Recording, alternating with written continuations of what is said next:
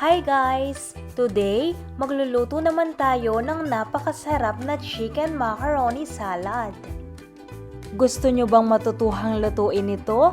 Panoorin nyo ang video na to hanggang sa dulo. Tara, magsimula na tayo! So guys, bago pala natin simulan ang video na to, siguraduhin niyo muna na napindot niyo na ang subscribe button at mag-comment kayo na I subscribe at personal kong tutugunan ang inyong mga komento. At heto ang mga sangkap na gagamitin natin. Meron tayo ditong macaroni pasta, chicken breast, carrots, red bell pepper, mayonnaise, raisins, cheddar cheese, white onion, ground black pepper, salt, at kakailanganin din natin dito ng tubig. So sa una guys, papakuluan at papalambutin muna natin ang ating manok. At once na malambot na ang ating manok, tatanggalin lang natin ito sa lutuan at itatabi lang muna natin ito. Then sa isa pang lutuan, magpapakulo lang tayo dito ng tubig. Lalagyan natin ito ng mantika at ng asin. Once na kumukulo na ito, ilalagay na natin dito ang ating macaroni pasta at iluluto natin ito ng mga ilang minuto.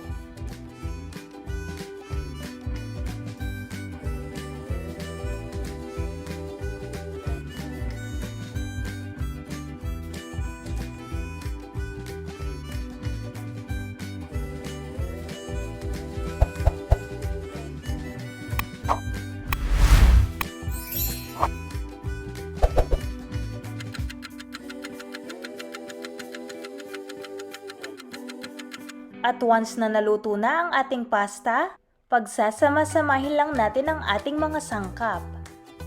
Pagsasama-samahin lang natin ang ating macaroni pasta, shredded chicken breast, carrots, bell pepper, mayonnaise, sibuyas, paminta, asin, raisins, at saka yung ating cheddar cheese.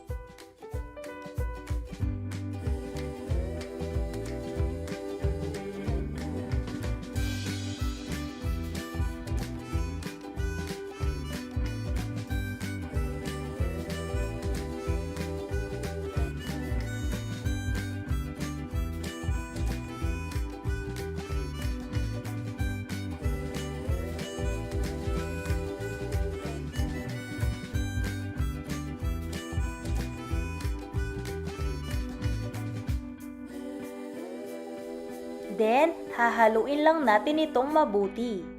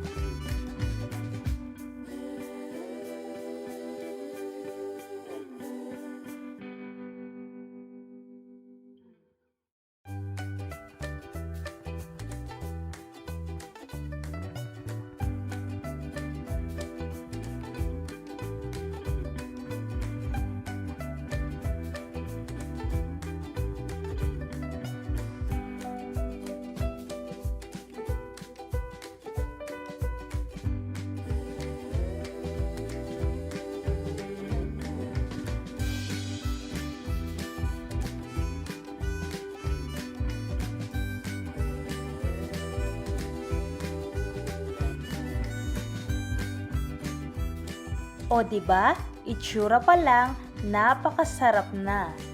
At sobrang dali pa nitong gawin. At pagkatapos ng mga ilang minutong pag-prepare natin ng ating chicken macaroni salad, pwedeng-pwede na natin itong iserve. At heto na guys ang ating napakasarap na chicken macaroni salad. Bon appetit! Sana nagustuhan niyo ang recipe ko na to at itry nyo din. Alam ko na sobrang magugustuhan niyo ito. I hope you guys enjoy this video and please make sure to thumbs up, subscribe, and hit the notification bell for more updates. Thank you so much guys for watching. See you in my next video. Bye!